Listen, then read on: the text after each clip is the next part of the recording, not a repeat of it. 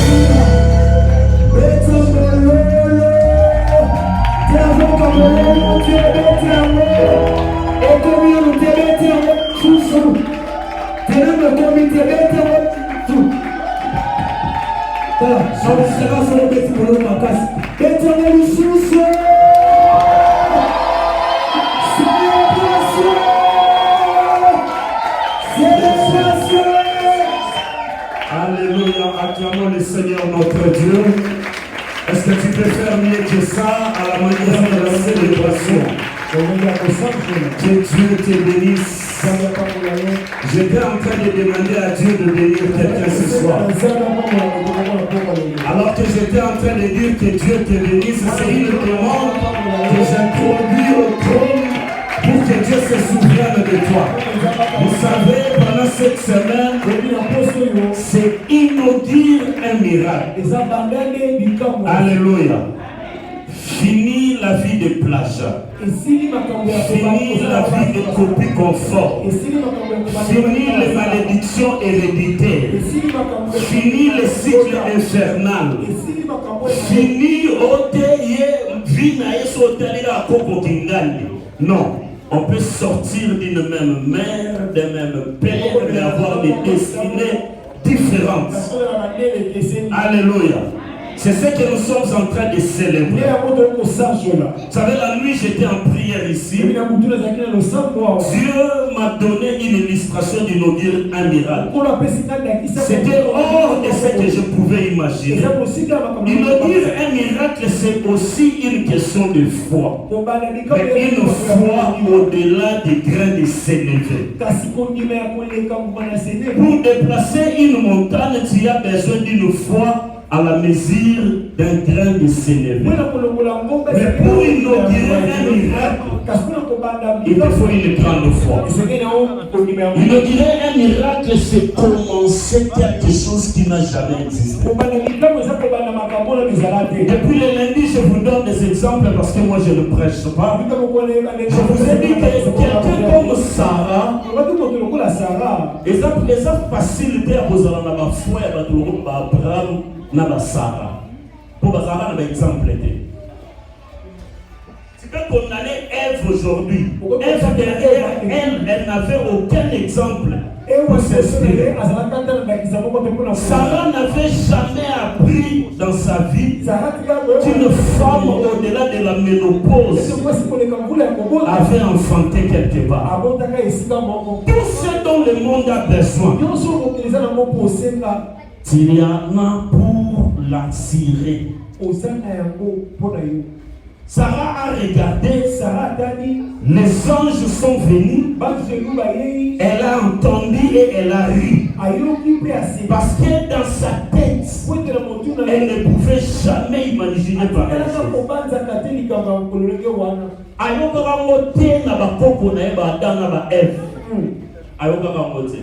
Mais toi, tu as des choses que tu as apprises.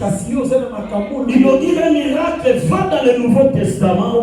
Tu verras que ce n'est pas une petite foi, mais c'est une grande foi. Une femme qui a la perte de sang, qui n'était pas la moindre, qui avait des moyens, elle a fait ce que toute foi pouvait faire. C'est d'aller voir des médecins. Ça, c'est aussi la foi. Il y a des gens qui se laissent mourir. Il a l'argent, il a les moyens, mais il dit non, cancer ou l'équipe, j'attends ma mort dans mon salon. Pour aller aussi à l'hôpital, c'est une question de foi. Et cette femme avait fait cela. Mais quand elle a épuisé toutes les voies possibles, là, il n'y avait plus de cahier de charges. Il n'y avait plus d'exemples dans sa famille, ni même dans la Bible qu'elle lisait.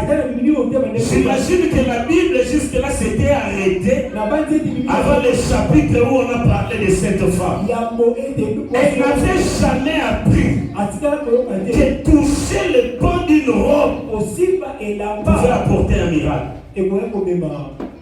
Si tu veux inaugurer un miracle, apprends à prendre les risques avec Dieu. Apprends à prendre les risques avec Dieu. Quelqu'un a inauguré un miracle dans sa famille parce que dans sa famille, et elle a prié, elle a passé des retraites. Dieu l'a bénie par le mariage. Elle s'est mariée. En entrant dans son mariage, elle savait que dans ma famille, la limite c'est d'accéder. Mais pour inaugurer son miracle, cette femme, le 6e mois de son mariage, elle a demandé à son mari l'argent de la layette. Elle est allée en ville. Elle a fait sa layette. Elle a acheté les berceaux. Elle a acheté tout ce dont une femme grosse à 6 mois pouvait faire. Elle a aménagé une chambre. Son mari l'a regardé. Il lui posait la question: as-tu vu un médecin? Il disait: toi, attends seulement. Compte avec tes doigts. Écris dans ton agenda: nous aurons un bébé dans cette maison. Alléluia. Une année, 2 mois, 6 mois après son acte de foi, personne n'avait vu sa grossesse. Jusqu'au jour où elle a eu mal au ventre. Elle est allée avec son mari à l'hôpital. Le médecin lui a dit: ce sont des contractions. Bientôt, l'enfant va naître. L'homme regardait le ventre. Mais on lui dit qu'il y avait un enfant qui avait déjà 8 mois.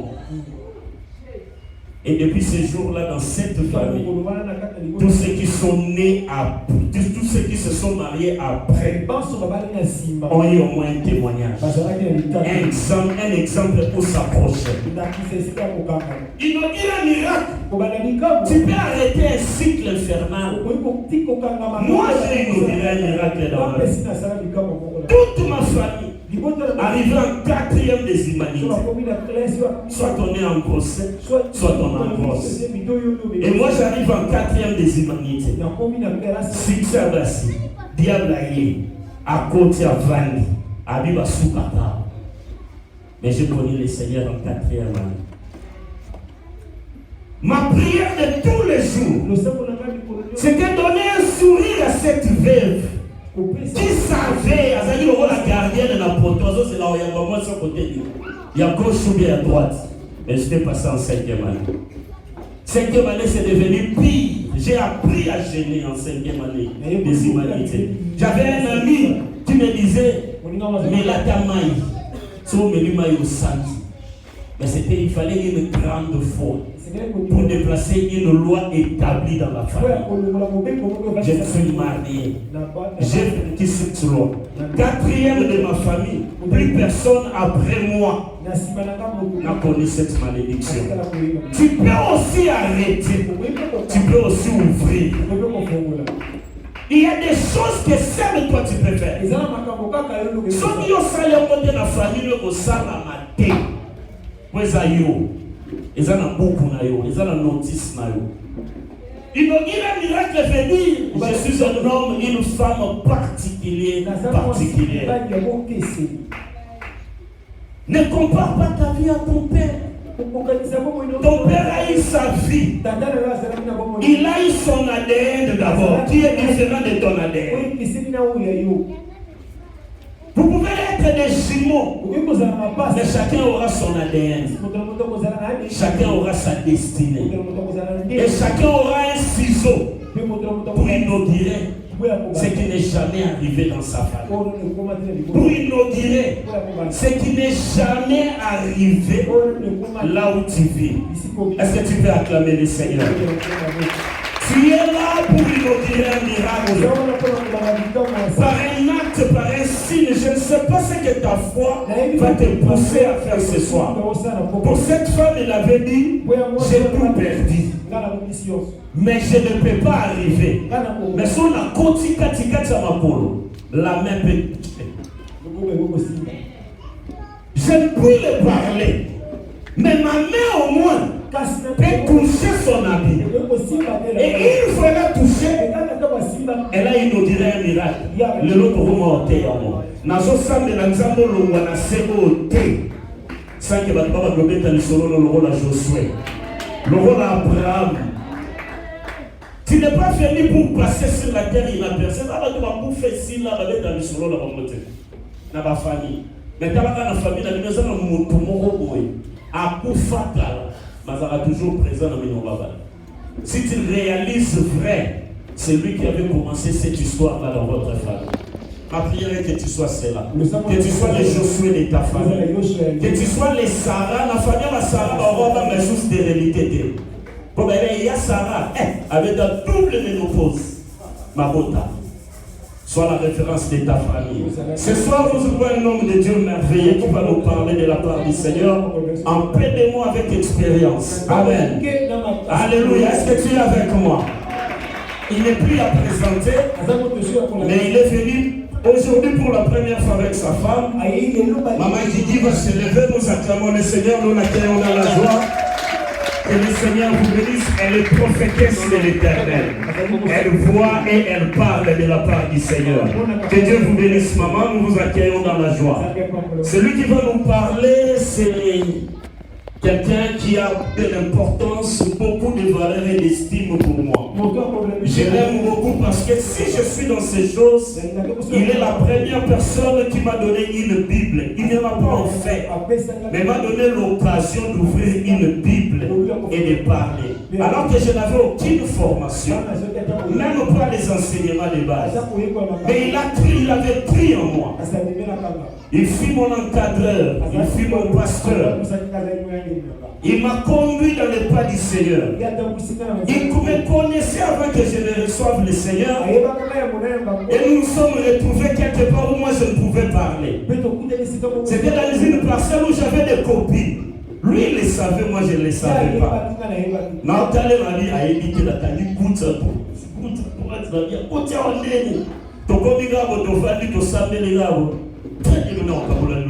J'ai dit Mama mia, Nathalie akangi misu ya kosambe. Maocha ilinzake zate. Na Bible la fibo fiona fungoli. Ponza bazala ne partout.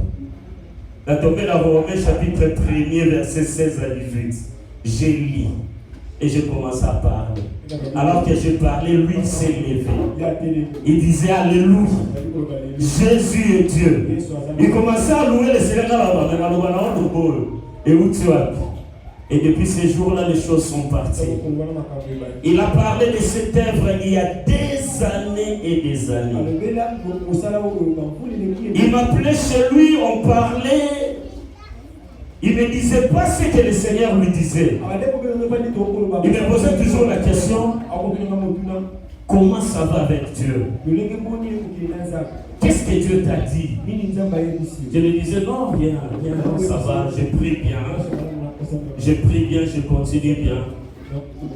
Les jours où je suis allé l'annoncer, que le Seigneur m'avait convaincu de commencer une œuvre. Il était l'homme le plus heureux. Il était l'homme le plus heureux. C'est un homme de foi. C'est un homme de grande conviction. C'est un homme qui ne lâche pas. Amen. Azambamba. Aujourd'hui, le Seigneur l'a choisi pour qu'il nous parle. Tout le monde pouvait manquer sauf lui, je lui avais dit. Il va parler comme un père, il va parler comme un aîné, il va parler comme un visionnaire. Il a conduit une œuvre dans des moments très sombres de sa vie. J'ai tiré beaucoup de leçons de l'église et de l'Éternel. Je puis encore me souvenir quand il a commencé l'œuvre, on m'a dit, un message, une vision. Aujourd'hui, aide de l'Éternel, 21 ans, acclamons le Seigneur notre Dieu. 21 ans, nous allons recevoir le bishop Rivier Nampangou sous nos acclamations. Accueillons-les avec joie, accueillons-les avec joie. Nous allons nous parler de la part du Seigneur.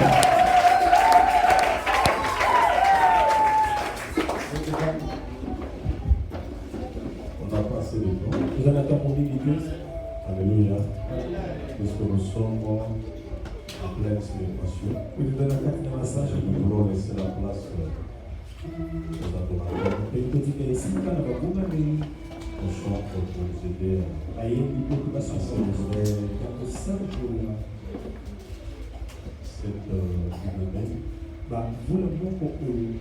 Par mon Père, nous voulons te dire merci. Nous voulons te dire merci pour ces moments merveilleux et que nous offre pour l'esprit afin d'édifier le cœur et édifier l'Église. Au nom de Jésus, précieux Saint-Esprit,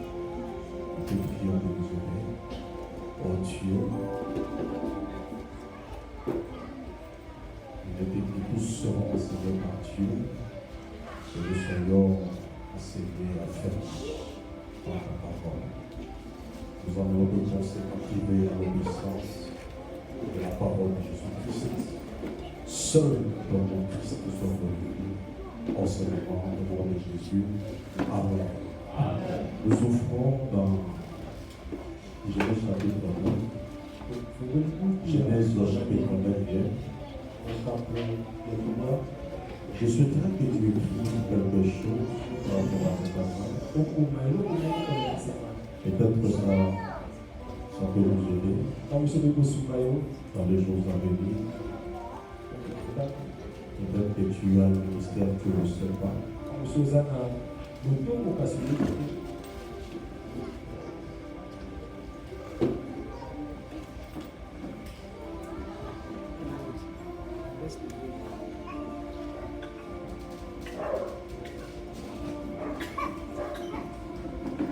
Genèse au chapitre 9, verset 20 à 21.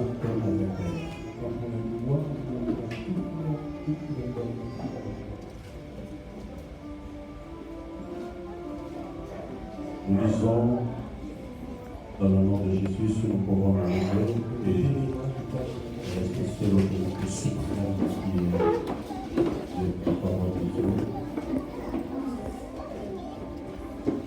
21, nous sommes ensemble dans le nom de Jésus-Christ. Noé commença à cultiver la terre et planta de la vigne. Une butte du vin signifia et s'est découvert au milieu de sa tombe. Cham, père de Canaan, vit la nudité de son père et il le rapporta dehors à ses deux frères. Alors, Sem et Japheth prirent le manteau, le mirent sur leurs épaules, marchèrent avec eux et couvrirent la nudité de leur père. Comme leur visage était détourné, ils ne virent point la nudité de leur père. Lorsque Noé se réveilla de son ventre, il apprit ce que lui avait fait son fils cadet. Et il dit, maudit soit Adam. Il soit l'esclave des esclaves de ses frères. Amen. Mettons-nous aujourd'hui. Et nous dire un terme merveilleux. Voilà, des jours j'appelais l'homme de Dieu Jésus.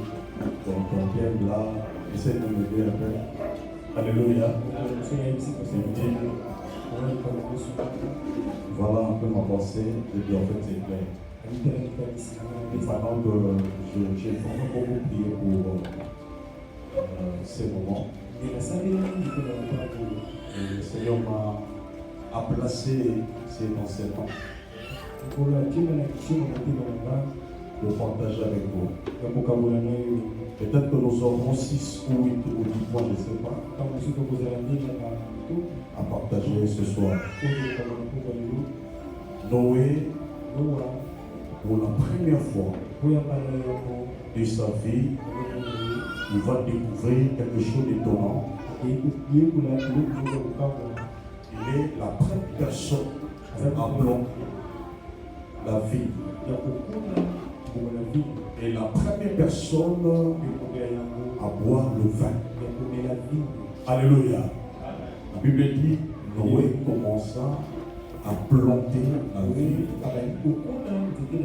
et il but le vin et s'enivra pour la première fois depuis que Dieu il y a le monde et que Dieu créa toutes choses que nous connaissons, les ciels, la terre, ainsi de suite. Et Dieu créa les fruits.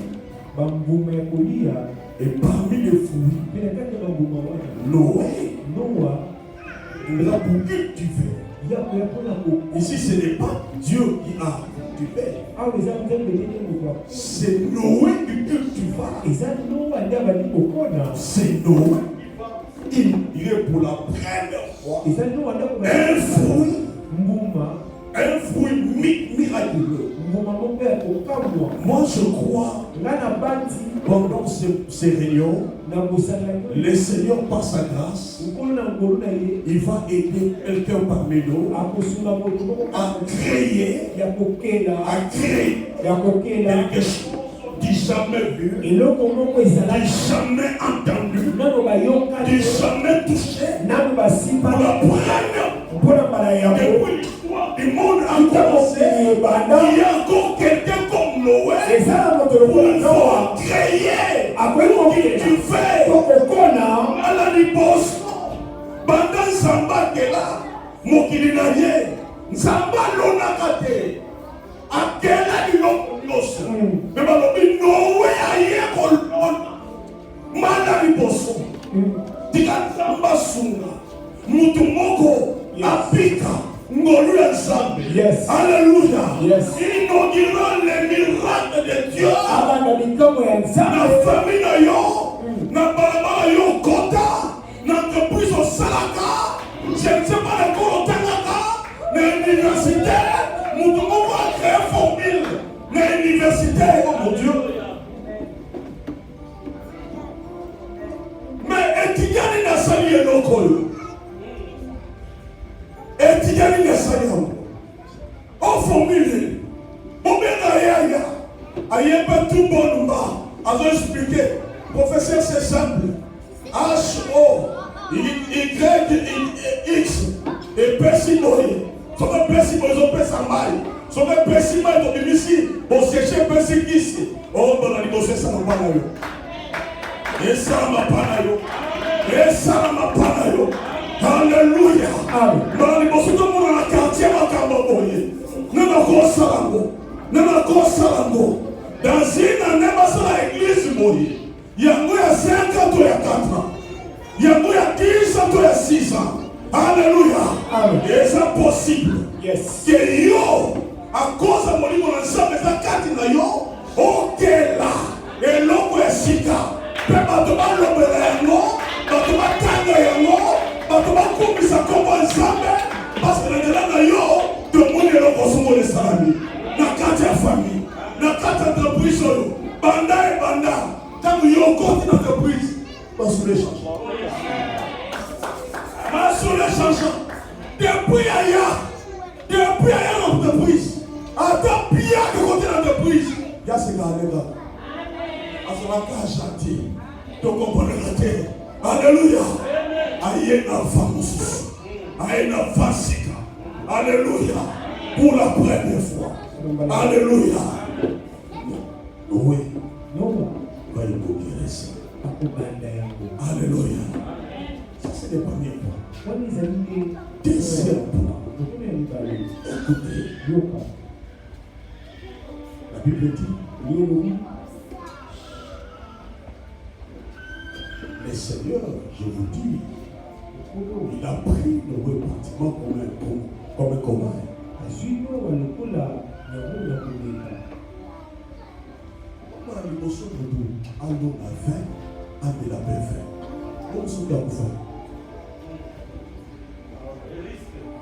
Quel risque! Oh nom de Dieu, que nous vous bénisse. Alléluia. Bien-aimé, Noé était utilisé comme un sacrifice pour donner toute une leçon à des générations qui sont venues faire Ogolangwa. Noé. Je m'en vais pour te dire, dans la vie, il y a des gens que Dieu utilise comme des sacrifices. Comme des sacrifices pour sauver l'honneur de toutes les familles. Pour donner la vie à tout un peuple. Pour changer la vision d'une entreprise. pour sauver des amis, pour changer l'image de tout un peuple, de toute une famille, de toute une nation. Moi, je prie Dieu. Si Dieu peut t'utiliser, alléluia, alléluia. Dieu cria dans les cieux. Ésaïe chapitre 1er, verset 4 à 5. Il dit, je peux envoyer. Et pourrais-je envoyer? Alléluia. Ésaïe dit, Seigneur, c'est moi. Attends, il risque dans notre terre. D'ailleurs, alors, dans Zambie, dans l'Est, dans Zambie, il n'y a pas pardon. Il y a un musala Zambie, il y a un bango. Si on a un bango, il y a un bango. Musala, oui, c'est musala, passe la cerveau. Sala nyoso. Mais si on a un aventure, il y a un ogotika mukiliata.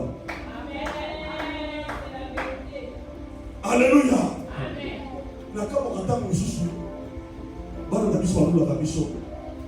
Papa na ba veste. Papa voiture. Papa.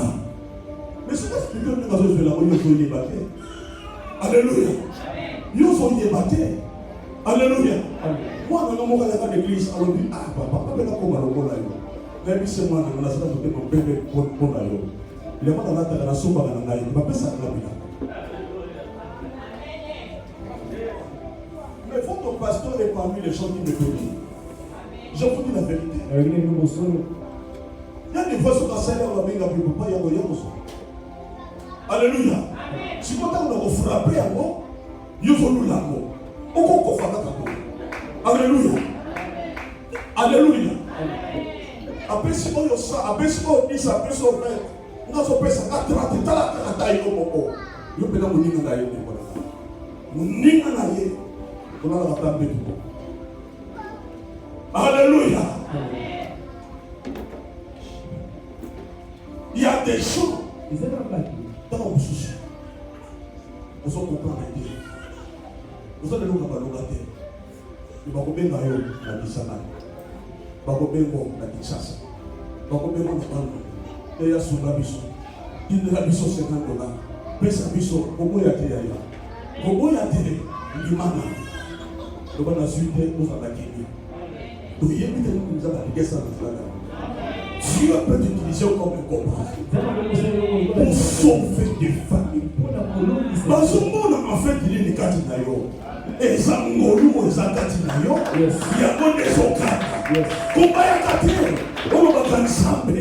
On n'a pas la panier. On a sali trop. On a souri trop. On a souri trop. On a souri trop.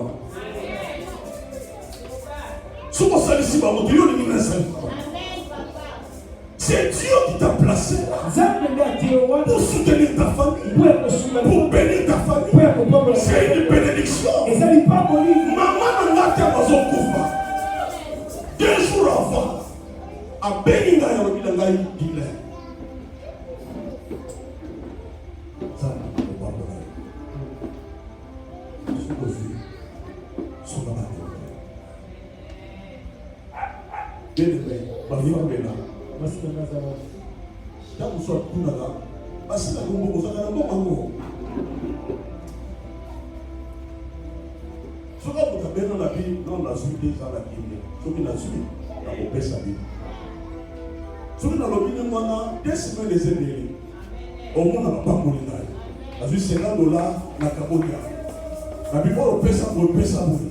Ça me passe à lui. En comment un bongo. Comment ça m'appelle? Vous avez m'appelé? Vous avez besoin d'un bongo. Vous avez son. Maman, vous avez un bongo. Si vous avez m'appelé? Si vous avez un bongo. Alléluia. Nana salama na famille. Mais nana eko inokile masolongo. Mais voilà ce que nous avons. Nous n'avons pas ensemble. Alléluia. Neko wana suka yepa na yo. Mais bisayo okola la pongi. Akosala bisala nyo fanda ku yeboko. Donc asa unique na jambe na ye. Bakana mona basaka rare na kano.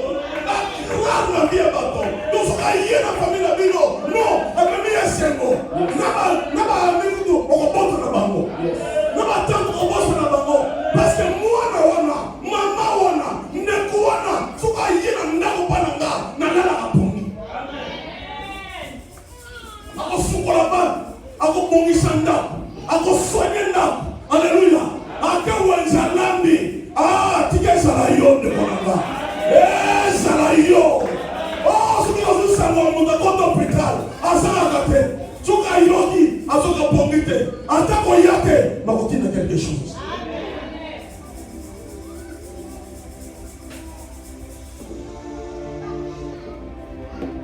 Si tel est le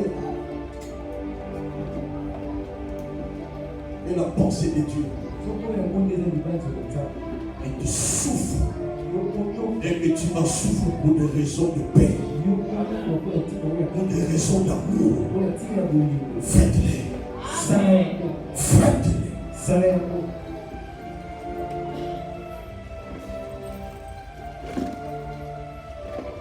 Allez-vous dans l'église. Donc, passez pour l'année pour lui. Passez pour nous. Mais il y a beaucoup de l'église. Ils ont beaucoup de l'église. Dans le moment où l'église, il y a un endroit. On va aller bien. On va aller bien dans le moment de l'église. On peut savoir que l'église, on a le temps là-bas. Dans ce cas, nous avons voulu sur ma place. La paix. Alléluia. Alléluia. Nous sommes là qui a l'église pour la terre. Au moins, on a eu ça. Maman n'a rien à faire pour la mission. Dans la porte, il y a un qui peut nasser. Attends, pour nasser. Alléluia. Alléluia. Maman, on a outi na yekindu. Aye na ministère. Donc, on s'en a besoin qu'on est capable de bailler ma na ministère. Et aye au fond là. Ma soeur à sensibilisation. Ma soeur à évangélisation. Pendant que les autres se contentent, on appelle ça d'avoir quelque chose. Bania, mais cette dame-là prie pour que les gens viennent au Seigneur, pour que les gens donnent leur corps à Dieu.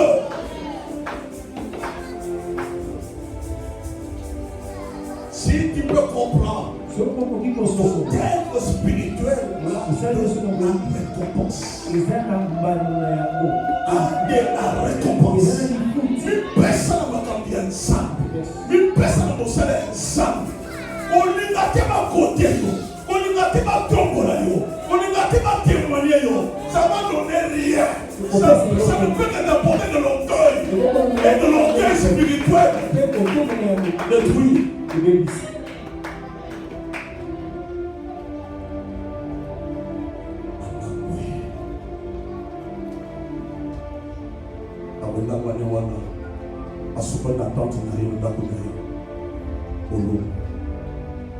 Voilà, il y a souvent chambre. Chambre, il y a taille. Avant d'attendre au long, on a mis les batailles de papa solo. Oh, papa la bichon. Papa la bichon. Après, il s'est rendu compte que c'est un âge en fait. On vit dans le lit. Ils sont de mon cas papa. Dans une manteau. Balati. Voilà, il faut pas passer dans la Bible. Il y a papa là-bas. Comment ma famille là-bas. Comment ma nabo là-bas. Alléluia. Parce qu'il y a mon roi. Il finit par mon nègre. Mais ce qu'on a, on va s'amener là-bas. Mais si tu as ma famille, à quoi début famille. Songi, ma pote a commencé à ma 21 jours. Songi a mon sac à la télé.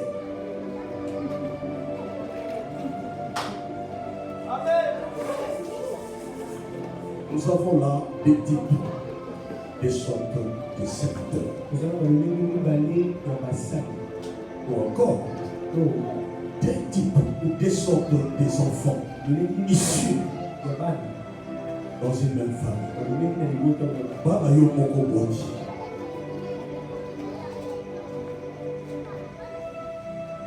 Oh la yeko bata sans ma famille. On peut lui sembler la famille. À profiter de la faiblesse qui est tata là-bas. Alléluia. La santé a eu un émotion de Sikaoyo. Tata ou un motivo, à Tazanoki, à Tata. Amen. Maman ou un otio, à Tazanoki, à sa maman. Maman n'a pas eu. Moi, si je n'ai pas eu, personne n'a pas eu. Tu ça ma mère. Bah, tu n'y oses. On s'en presse pour moi. Les gars sont venus à y pas. Bonne année. À Bota Kinda. Eh, Yaya. À Bota Kinda. Makamba mona pour la ngana na yebite. Dina comme aba asa moye. Ata n'y ose pas comme on est ndoki. Mais là, nous sommes mon maman. Papa. Combien de bois que la maman a biso? Batata na biso. Bandeko na biso. Boisa ndoki. Akoma kananda bute. Ayaka kuto bate. Mais osa na nzambe. Soki ya zandoki. Mulimo na nzamba zakati na yo.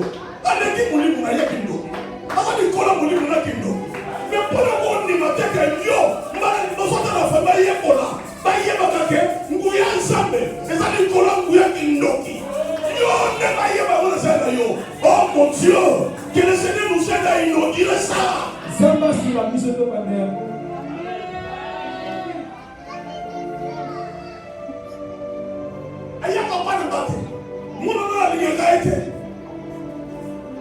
Alléluia. Ce qui te pousse à faire cela, on appelle ça la peur. La peur de parler Dieu. On n'a pas reçu de Dieu un esprit de timidité et de peur. Alléluia. Azala Doki, Azala Domité, Azala Mamanda, Azala Papa, Azala Yaya, Soki na sui, na kupesa. Alléluia. Et ce qu'on se pénit, il y a personne qui va dire que non, pas pour nous, on a mis une sang de la pointe de l'eau. Et soudain, ce qu'on a dit, la belle colombe, on a des ouvriers. Et bien, c'est une compétition. Alléluia. Devant Dieu, mes amis, que les autres apprennent cela. Que les amis apprennent cela. Et pratiquent cela. Vous avez vu le mot? Alléluia. Sème et Japheth. Ma bombi honte la famille. Est-ce qu'un mari peut protéger sa femme? Une femme en Seigneur peut protéger sa famille. Un frère en Seigneur peut protéger sa famille. Et garder l'honneur de son foyer. Attends, les filles ne sont menées, moi aussi, dans la vie de l'autre. À se prendre de côté. Les filles ne sont menées, pourquoi ils ne se prendre de côté? Parce que moi aussi, dans la vie, mais dans la vie de peur. Oui, il faut là, chez nous, beaucoup de temps. Parce qu'on ne peut pas une femme qui t'aime avec son cœur. Voilà cette femme est déshonorée. Alléluia. Par tes comportements. Il y a Ndumba, il y a Massana, il y a Moyibi, il y a Via Lokuta. Alléluia. On l'oublie. Pour garder honneur à la femme. Ton bon papa. Donc comment on monte? Oh mon Dieu. N'a gardé honneur à Ndamba. N'a gardé honneur à mon pari Nanga. Honneur à moi si Nanga. Yabana Nanga. Yabandeko Nanga. Comment la famille Nanga. Mais aucun ne m'a bêté. Si je peux le faire. Si je peux le faire. N'a pas mis sa combat famille. N'a pas mis sa combat église. N'a pas mis sa église. N'a pas intercesseur. N'a pas centre. N'a pas protocole.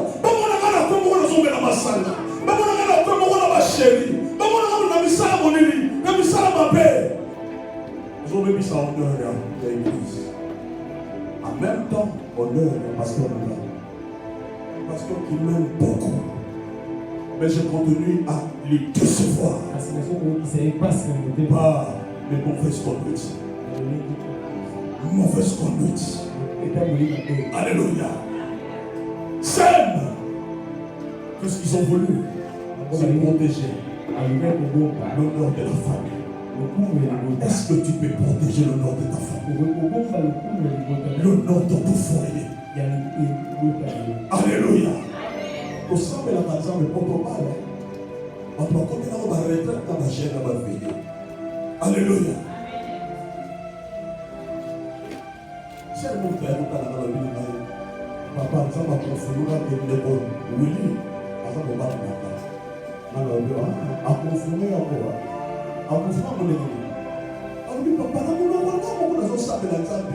A ça, on oui, a ça, on parle d'ailleurs. Oui, a ça, on parle d'ailleurs.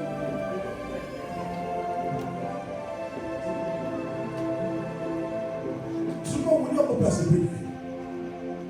Le micro de la vie a changé. Il y a des aussi m'a sauté. Et si m'a sauté. Pour que tu aies certain Jean-Pierre, à la mambo, à la voiture. On a une voiture, il tombe au coffre de la voiture. Il faut faire attention.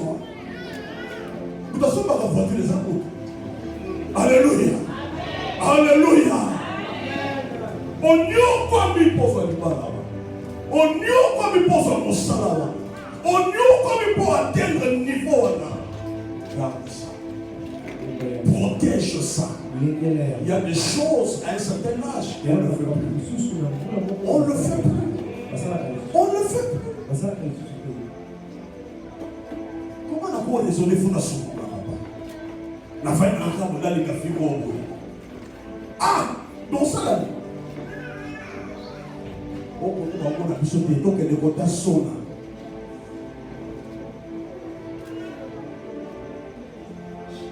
Donc on est content voile. On voit des couleurs assez. Parce que on voit bien dans le voile de l'État. On a pu sauter. Alléluia. Vous pensez vraiment en faisant cela, on va garder honneur au foyer. On va garder honneur, il y a Napoléon, il y a Bananado. Alléluia. On va lui mettre mon nid dans la vie. Il y a ma chérie au téléphone. Tonton. Mon conseiller à Komona, à Tali, à comprendre qu'on n'a pas là à Rando. Après, on a couillé. L'exemple est abattu là. Bonsoir, le monde va nous donner tout bébé. Tout bébé. Yo, on a un téléphone à yo, on a un téléphone à yo. Il y a un bagage à défense. On va dans le couta. Maman casse le couta. Bientôt, ma réplique, mon cousin nous dit en côté. Donc, pour la besoin d'inauguration là. Aïe, pour inaugurer le couta. Aïe, pour créer. Une telle personne, on l'a dessouté. Ça me l'a pour la exemple. Alléluia. Tika et Kaka. Les moussous, on s'en met là. Zambala, Azala, juste le juge, à côté de là. La pépou là, à Bali-Moissi. Après 6 ans de mariage, Bala Missa, Mibale Bakoufi. À peu près la côte de la prière, le visa de la Saint-Dieu. Tout ça, l'eau de la fidélité dans le Kaka. Zamba ébicier. Vous souvenez pas de la Zamba Sinaï. La moitié de la molécule, ce que c'est une semble préciser est-ce que ça y est, et exacté. Bolingo est ça lié dans ma sentiment. Mais dans ma conviction. On a compté la moche. On a compté la mort retraite. Il y a Dieu comme il m'a rien. Ça ne m'a pas parlé. Ça ne sert pas au soir.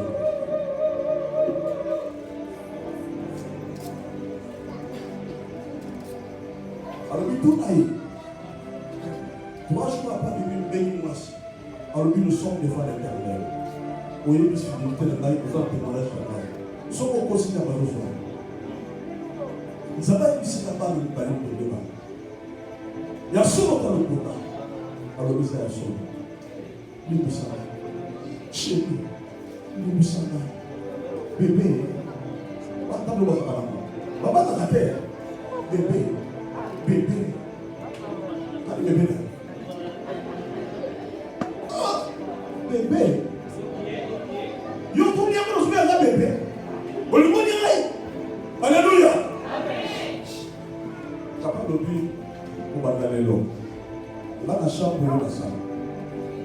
Oye na chambre na ke na sala. Oyo ka. Masali positionnement on a parlé un certain temps. Dis-moi si elle est poussée. Alléluia. Alléluia. Et ça n'a pas tout. Nous savons. Avant c'est là qu'on le voit dans le bec. Pour pas te mêler, pas une vie, pas comprendre ma carte. C'est pas là.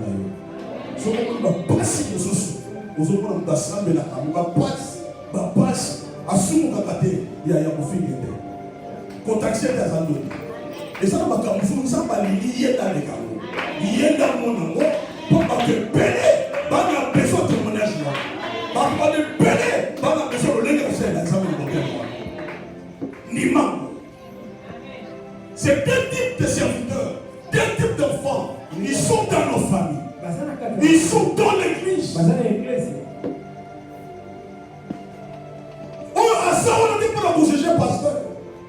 C'est vrai, je connais le pasteur, c'est un homme généreux, un homme respectueux. Et il se bat pour respecter les gens. Mais il peut arriver à ce niveau-là. Ça peut arriver. À son bilan.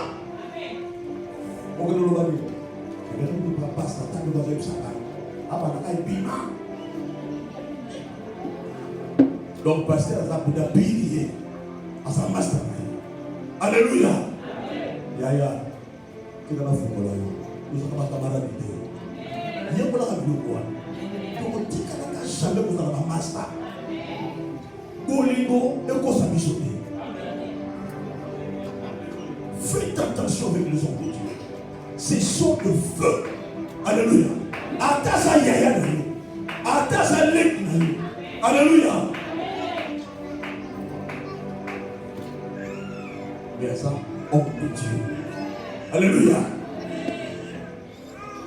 Quand on te montre avec nos oppolos, il y a Sokolo, il y a Sokolo.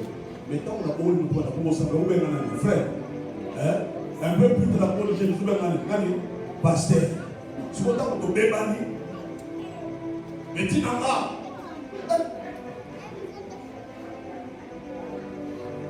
Donc c'est lié à la mamande. On bébé. On a la kanda. Soit comme les gens. Chat, yaka. Mais par respect, la goya là. Mais suite au voyage de la maison, on a apprenez à respecter les gens de Dieu. Alléluia. Apprenez à couvrir. On a remarqué, Bestina, Basina, ils ont aussi maté, Bachet, ils ont aussi maté. Mais que nous avons pasteur, mais non. Mais on nous a papa. Papa, qu'est-ce que. Bachet, ils ont aussi maté. Demande à que les filles, quand on dit un pasteur, je ne sais pas. Mais est-ce qu'on peut faire ça? Dans un moment, $5. Il n'y a pas de problème. Sois bon. Pasteur, nous connaissons Bachet. Alléluia. Et puis c'est lui, ma passe. Vous êtes là pour nous fortifier. Vous avez dit pour nous fortifier la mission. Ceux qui vont nous fortifier la mission, qui vont nous fortifier la mission. Moi, c'est la mission. Alléluia. Alléluia. Voyez pas, pasteur, au coup de le matin, là, tu as un seul mot, il y a mon cœur. Enfin, il y a la balle. Madame, on t'a dit, pasteur, la mission, papa, maman, il y a la tolia.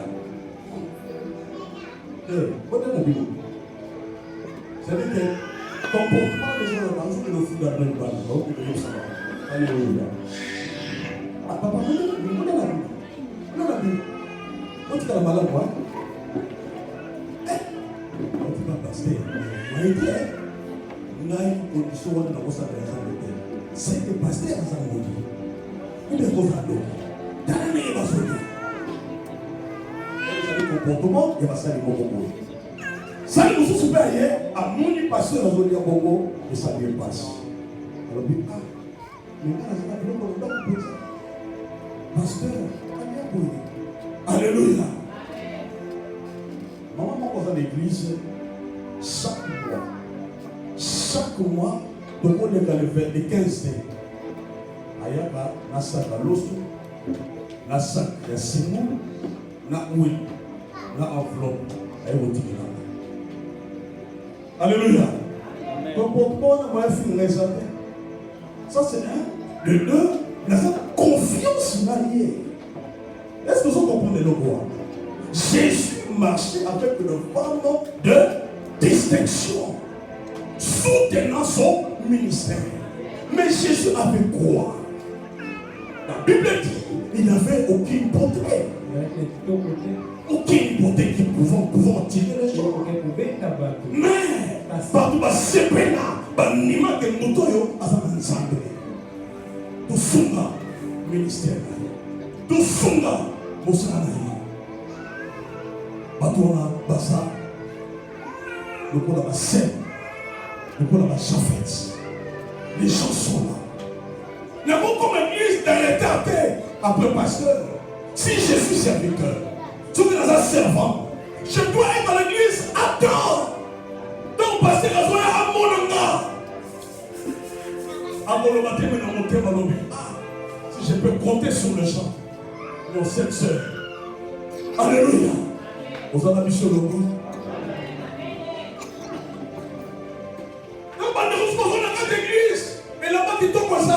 Au monde de Komoko, alataka chinois, alataka chemise wana, alataka. On va faire le baba, la chambre. On va faire le monde de la vie. Il peut laisser aller choper. Dimanche wana, il n'a pas la belle wana, na chinois. Mais il n'a pas la wana taki. Même de wana voici. Quand il papa, on va vous aller marcher. Mais faut que ça marche, ils sont médaillés. Alléluia.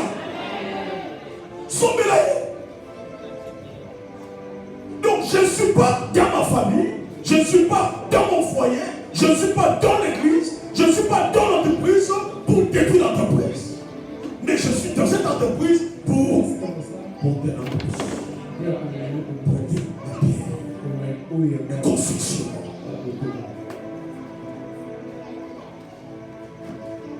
Les constructeurs pour continuer les retraites.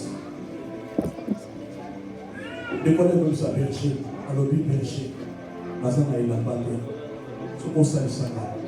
Quand le moment là, il a ah, ok. Déjà, il ma soeur, à l'hôpital de mon ami, Mazana il a pas de ce qu'on sait ça. Bien aimé. Donc, on est à 4 jours, deuxième jour, troisième jour, bande de 6 baquets, pas à Baou, Boussouna Lemba, Boussouna Ngiligi, puis on va Bilamba. Et on peut ça, Susan. Bassin est souki. Bassin est devenu propre. Donc, vous avez dit dimanche, vous la Susan. Bonjour la Susan. Parce que bien vu. Désolé. Susan ne l'a pas amené. Avant l'amener.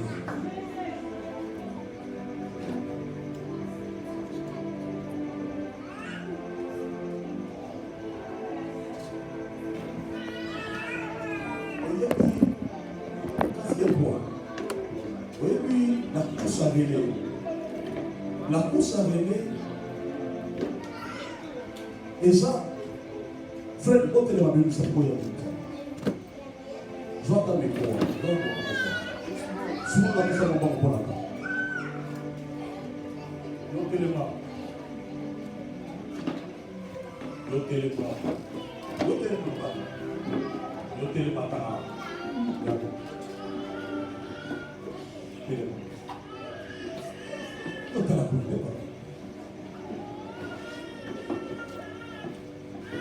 Il y a un badimba.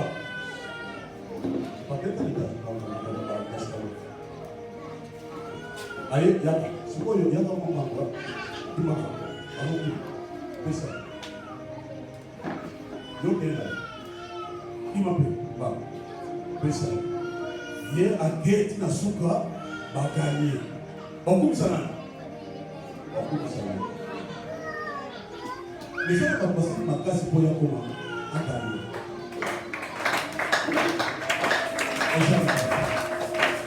Aïe, force pour lui qui me l'a dit. Bon.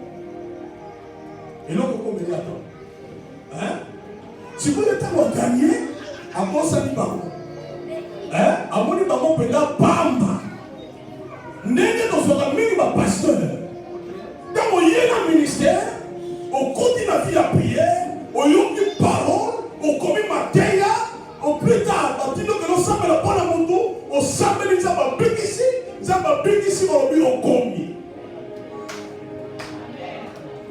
ndeko kanisa yango moni bato ebele bazosala baministère par conviction ou par révélation ya pela nzambe mais par sentiment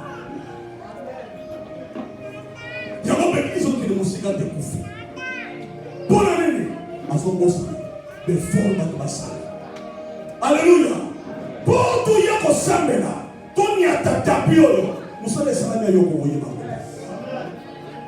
soki tokalikilango ekosoko mabango mibale oke mpena nzene soki dépense bolo tokata chambre ezalo chambre esala mais yo ozobosana befort bato basala mpona sama bosani ke moto ebota ye eza nowe moto akomisi ndenge aza wana eza nowe fimesika ya pamba no asali abosani nyonso bofika bata na ye ozofika yaya na ye yaya watangisi yaya akomisi ndenge ozala yaya azoprive bango mosusu kopesa bana na ye matiango mpona klase pozala bia me ntango kofungwama ndeko oma comprendre. La vie chrétienne, ça demande beaucoup d'humilité, beaucoup de respect et beaucoup d'amour pour ceux qui nous encadrent, pour ceux qui nous aident, soit nos parents, soit nos pasteurs, soit nos dirigeants spirituels. Vous en avez sur le logo, vous en avez là, s'il vous plaît, s'il vous plaît.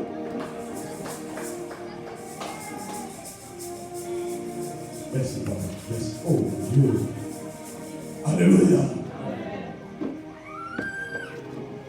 Nous avons dit à Poli, dans le Bishop, pendant le nous avons des esclaves, des serfs, des esclaves.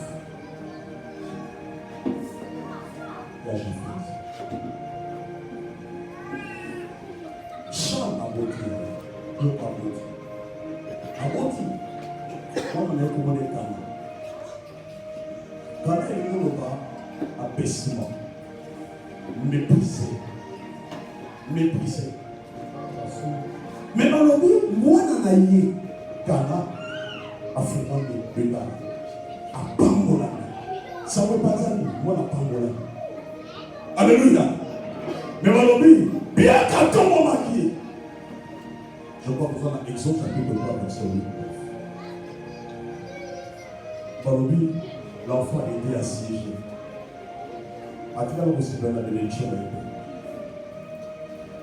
Ce que tata na ye molimo, ton tata motio, a moti yo, a ton tomami. Oko juité, na libango. Oyo bisa. Yango kifoto yekona. Olinga baronde de la sa. Ata tata ye de français ba baronde. Ata tata de na kikongo. Ko. Bebe saba. Na buku ya bebe tu ba. Quelle mon hein? Nous sommes là. Pas de la sortie. Mais encore plus que l'on va il faut vie changer. Pour qu'on aille à bonne pour qu'on soit béni du sol. Boya konya loso. Boya konya. Baya na bayi batali. Loso pa. Loso pa bele mwana jusqu'à la bientôt. Muso ya tali. Ngape na ye. Nala kira bila ngai. Bila ya.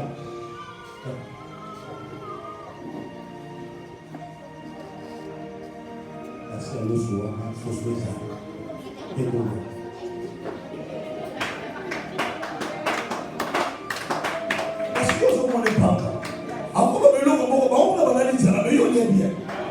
Alléluia. Alléluia. Soki obombi tata na yo mala. Opate tata no mala. Yaya afuna motema na. Ce qu'on fout, on va ma fille. Il y a mon poussé tata. La violence, c'est ça.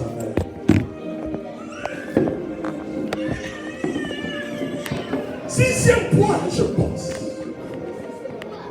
Macabon, Sam, Cham, l'habitude de l'Afrique. Japheth a été Moyen-Orient. Sem a été Europe. Évidemment, à Asie, Asie Moyen-Orient. Mais le coup a été maudit. Malédiction est la ligne du Sud-Africain. Mais ma commune lobby, Yesu t'envoyé. Je finis par là, souverain. Yesu t'envoyé. À Salim Moussalama. À Deya Ministre, à baptiser. Vers la fin de son ministère, va imposer les couches. La croix est un symbole de compassion pour la papa. Pour la vie à ma vie changer. Pour la vie à ma vie connaître épanouissement. Grandeur, élévation, l'assurance à salut, la croix. Alors, il y avait un homme qui lui était imposé à ma couronne. Qui s'appelait Simon et Cyril. Mais cet homme était un Africain. Il était un Africain. Donc, comme il voulait dire à Jésus,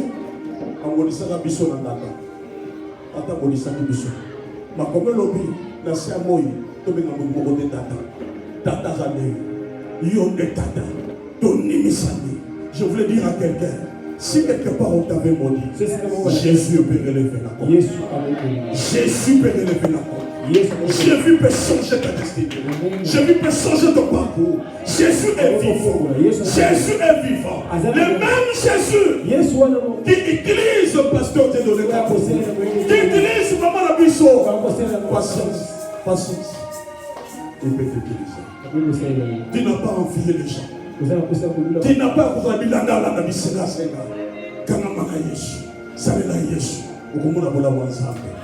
est-ce qu'on peut se lever? Nous appelons le pasteur.